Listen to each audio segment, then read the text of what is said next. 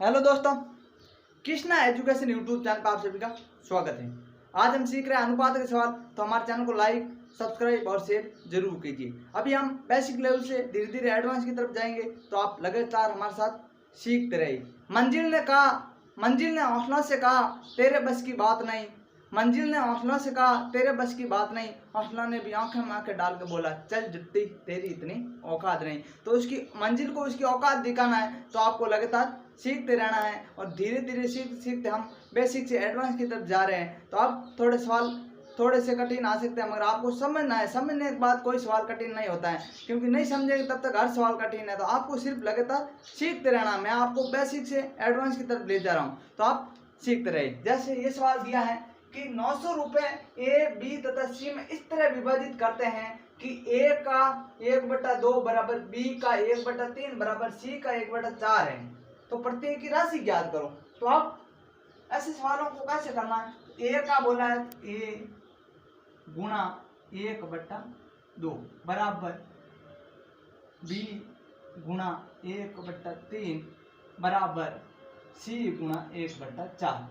क्योंकि यहाँ बोला है ए का मतलब गुणा होता है। तो अब ए का 1/2 बराबर बी का 1/3 बराबर सी का 1/4। हमने जैसे कि सवाल ने दिया वैसे कर लिया। और अब कुल रुपए, इनके पास कुल रुपए कितने हैं? 900 रुपए है। तो मैं लिख देता हूँ कुल रुपए बराबर 900 रुपए। अब कुल रुपए 900 है।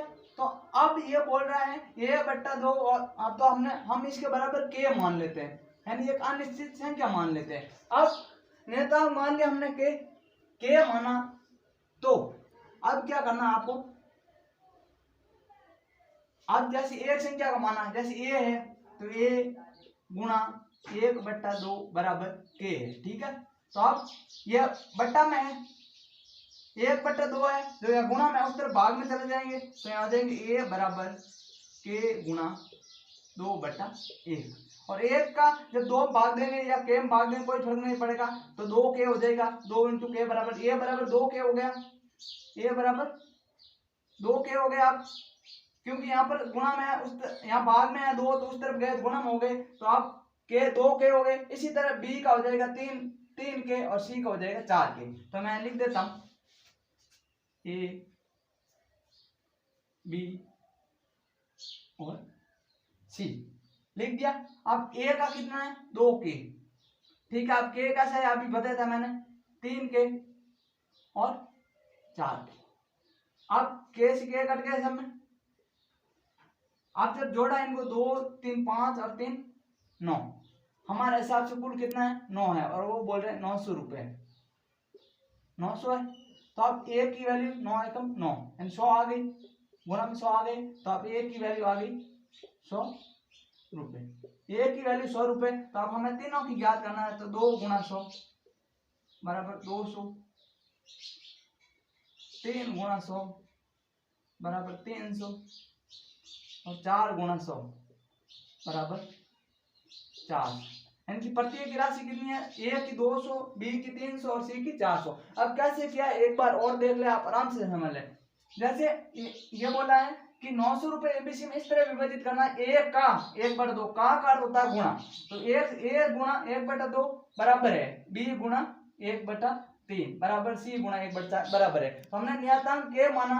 k मानने के बाद एक संख्या को, जैसे मैंने सवाल किया था कि a बराबर a गुणा 1/2 बराबर k है, जैसे माना। तो अब k है तो ये दो जो यहाँ गुणा भाग में है वहां सारे गुणा में हो जाएंगे और बट्टा में 1 हो जाएगा, उल्टी संख्या हो जाती है। मैंने पहले भिन्न में कराया हुआ है। तो अब k गुणा ये 2 है ऊपर आ जाएंगे और बट्टा में 1 आ जाएगा। 1 जब k और 2 भाग देंगे तो कोई फर्क नहीं पड़ेगा, यानी कि ये हो जाएंगे 2 × k यानी 2k हो जाएगा। तो a की वैल्यू हो गई 2k। इसी तरह a की वैल्यू 2k होगी तो b की 3k और c की 4k हो जाएगी।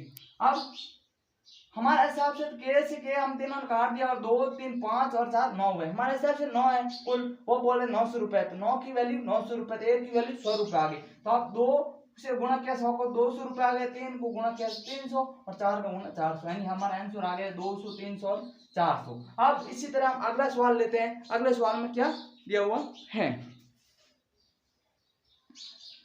अब दोस्तों अगला सवाल दिया है कि ए तथा बी की आय का अनुपात 3:2 है तथा खर्च का अनुपात 4:3 है, यदि ए 2000 रुपए तथा बी 900 रुपए की बचत करते हैं तो उनकी आय ज्ञात करो। तो आप ऐसे सवाल को कैसे करना है, ऐसे सवाल में जैसे ए और बी की आय का अनुपात दिया है तो मैं लिख दूंगा ए और यहाँ लिख दूंगा बी, लिख दिया।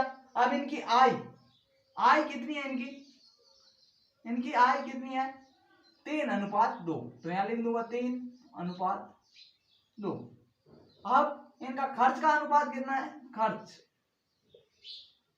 खर्च का अनुपात दिया है यहाँ पर 4:3, खर्च का अनुपात 4:3 दिया है। अब ए की बचत दी है यहाँ पर, ए तथा बी दोनों बचत कर रहा, ये वैल्यू दी है अब 2000 रुपए और 900 रुपए की ये दोनों बचत करते हैं। अब ये सवाल में सब दिया हुआ है, अब हमें इसको करना है। तो इसको करने के लिए मैंने आपको पहले भी बताया कि तिरछा गुणा होता है, 3 × 3 कितना हो जाएगा, 3 × 9, तो यहाँ लिख देता हूँ 9, ठीक है। इसी तरह 4 × 2 = 8, तो यहाँ लिख देते हैं 8। अब नमचौक 3600 और 3 × 2 = 6000 रुपए। अब इनका अंतर ज्ञात करना, जैसे 9 और 8 का अंतर कितने का, 1 का, और 6000 में से जब 3400 रुपए निकालेंगे तो कितने बचेंगे, 2400। तो ऊपर अंतर है 1 का, तो 1 की वैल्यू कितनी आ गई, 2400 रुपए। यही हमारा आंसर होगा। अब कैसे हुआ एक बार देख लेना। अब इन दोनों की आय ज्ञात करनी थी, तो अब आय हमने ज्ञात कर दी है। कैसे किया है, 3:2 में इनका अनुपात दिया हुआ और खर्च 4:3 में दिया हुआ है, ठीक है।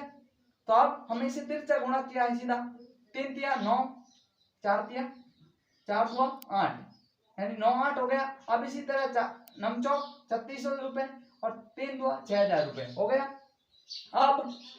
अब हमने क्या है, अब जैसे 3600 रुपए और 6000 रुपए है तो इनका अंतर निकाला हमने। जब 3600 और 6000 का अंतर और ऊपर भी अंतर निकालना पड़ता है। ऊपर अंतर निकला 1 का, यानी 1, और यहाँ अंतर निकला 2400 रुपए का, यानी 1 की वैल्यू हुई 2400 रुपए। तो अब इनकी आय कितनी हो गई, 2400 रुपए हो गई। यही हमारा आंसर होगा। तो अब इस सवाल को आपने आराम से समझ लिया होगा कि यह सवाल कैसे हुआ, क्योंकि आसान कॉन्सेप्ट तो यही हो सकता है, और इससे आसान तो क्या करा सकते हैं हम आपको।